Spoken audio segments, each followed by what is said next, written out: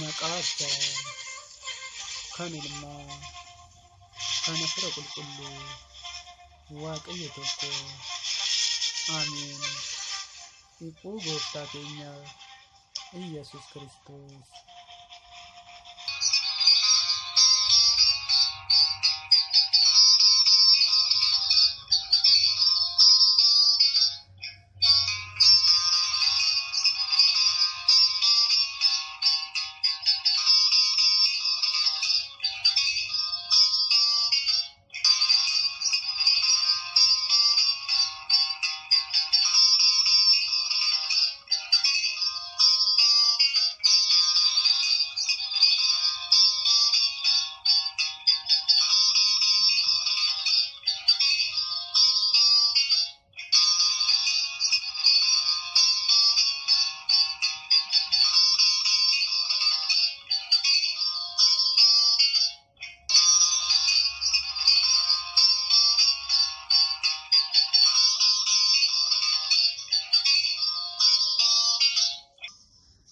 Waaqayyoon dursee kan jiraatu osoo ergamoonni hin uumamin kan jiraatu osoo uumamtoonni 22 hin uumamin kan jiraatu osoo samii fi lafti hin uumamin kan jiraatu osoo gaarreen hin uumamin kan jiraatu osoo karri qilleensaa hin banamin kan jiraatu alfaa fi omeegaa kan ta'e bara baraan kan jiraatu addaan fayyisuuf jedhee haadha isaa irraa bara 5,500tti ni dhalate.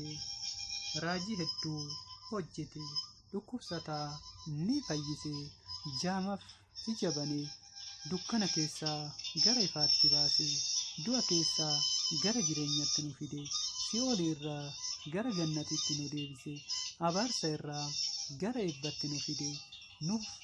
Inni nuuf jedhee rakkoo hedduu arge, salphina irraa gara ulfinaatti nu fide, rakkina keenyaaf furmaata ta'e, dadhabbii keenyaaf humna ta'e, dhukkuba keenyaaf qoricha ta'e, gaafii keenyaaf deebii ta'e, jireenya keenyaaf bu'uura ta'e, eenyummaa keenyaaf miidhagina ta'e.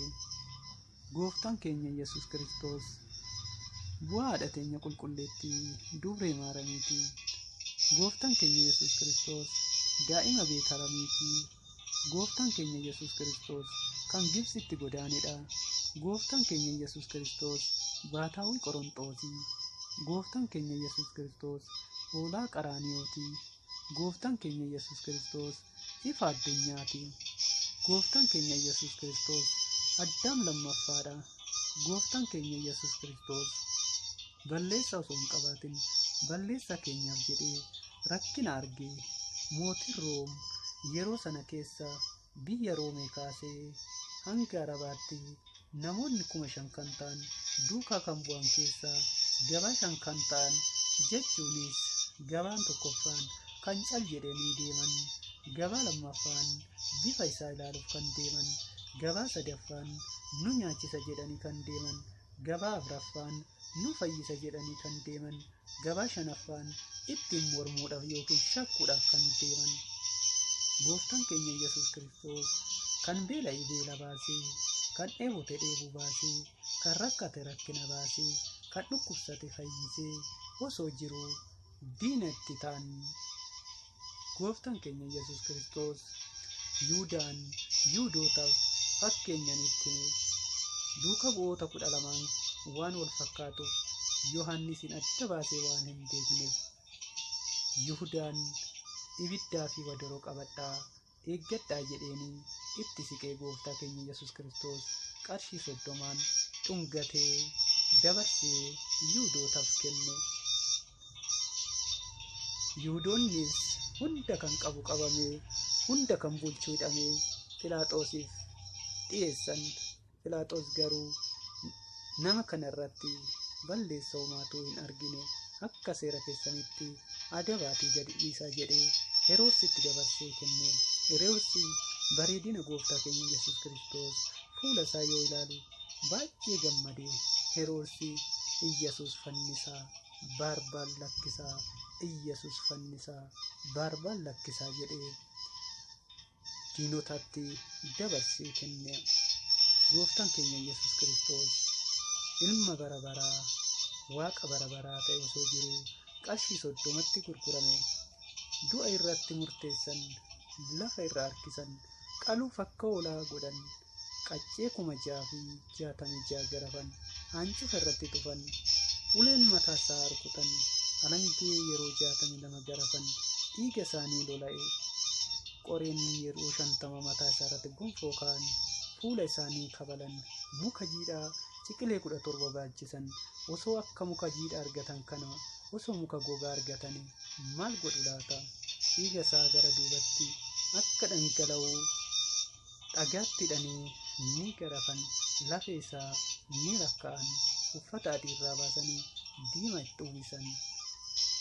Gooftaan keenya Yesuus Kiristoos mismaar isaa duriin warri Yihuudootaa harka bitaa irratti ni rukutan, mismaar isaa duriin harka mirgaa irratti ni rukutan, mismaarii alaa duriin harka bitaa irratti ni rukutan, mismaarii adeeran harka duuba irraa gara bitaatti ni rukutan, mismaarii roodaatiin gara duuba gara mirgaatti ni rukutan, mismaarii daanaatiin luka mirgaa fi bitaa walirratti ni rukutan. Dhiigni isaa ni lola'e. Ergamoonni laphee fi dugda irraa waancaa warqiidhaan ni waraaman. Ergamoonni harka irraa waancaa ibiddaan dhiiga isaa ni waraaban. Ergamoonni miila isaa irraa waancaa ibiddaan dhiiga isaa ni waraaban. Gooftaa keenya Yesuus Kiristoos gaafa guyyaa roobii murtiif dhiyeessan, gaafa guyyaa kamisaa kuni foon kootii, kuni dhiiga kootii, hoodhaa nyaadhaa jedhee duuka buutota isaatiif ni kenne. Gaafa guyyaa jimaataa sa'aatii 3tti ni fannisan, sa'aatii 6tti fannoo irratti ni du'e, sa'aatii 9 irratti fannoo irraa ni buusan. Sa'aatii 11tti Yoosefii fi Niqoodimaas akkana jechuudhaan gannasan. Qulqulluu Waaqayyoo, qulqulluu jabaa, qulqulluu hin duune, qulqulluu Yordaanositti cuuphamte, qulqulluu muka jiidhaa baatte jechuudhaan ni gannasan. Awwaala Waaqayyoo wattaaddaroota 400 kan ta'an, meeshaa waraanaa 580 ol kan ta'u wajjiniin ni eegu tura warri Yihuudootaa. Rakkoowwan gooftaa keenya Yesuus Kiristoos yeroo qunnamu duuka buutota keessaa kan akka Phexros luboota waan sodaateef achi hin dhiyaanne, Filiphos achumattuu hin argamne, Maatiyoos guuraa gibiraa waan ta'eef achumattuu hin dhiyaanne. Kan haga fannootti gooftaa keenya Yesuus Kiristoos duukaa bu'an haadha keenya qulqulleetti Dubree Maariyaamii fi qulqulluu Yohaannis qofa. Haati keenya qulqulleetti Dubree Maariyaamiin baay'ee gaddite. Simi'oon mana Maqdasii raajii yoo dubbate ni gaddite. Mana Maqdasiitti barbaada yoo deemtu ni gaddite. Yeroo garafamu yoo argitu ni gaddite. Guyyaa jimaataa yeroo fannifamu yoo argitu ni gaddite. Yoosefii fi Niqoodimoos yoo gannasan yoo argitu ni gaddite. Haati teenya qulqulleetti Dubree Maariyaamiin ni boosse. Durbummaan fayyisa addunyaa waan deesseef maaf hin boonyere? Ji'a 9 garaatti kan baatte maaf hin boonyere? Harma durbummaa ishee kan hoosiste maaf hin boonyere? Ilma ishee yeroo fuulduratti fannifamu yoo argitu maaf hin boonyere? Yeroo qacceen garafamu yoo argitu maaf hin boonyere? Yeroo mismaarri rukutamu yoo argitu maaf hin boonyere? Alangee yeroo garafamu yoo argitu maaf hin boonyere? Muka jiidhaa baachisanii yoo rakkoo argisiisan maaf hin boonyere? Laphee isaa yoo dhiphuu irratti buusan, lafee isaa yoo lakkaan yoo argitu maaf hin boonyere? Dhiiga isaa yoo lola'u yoo argitu maaf hin boonyere? Gooftaan keenya Yesuus Kiristoos yeroo fannifamu raajiiwwan fannoo irratti raawwate. Aduun ifa dhoowwatte, ni dukkanoofte, dhiiga uffatte, urjii samiirraa ni harcaan, lageen ni goggogan, awwaalli ni banaman, biqiltuun ni goggogan, guyyaan ni dukkanaa'e, maggaarrajaan mana amantaa bakka lamatti ni tarsa'e.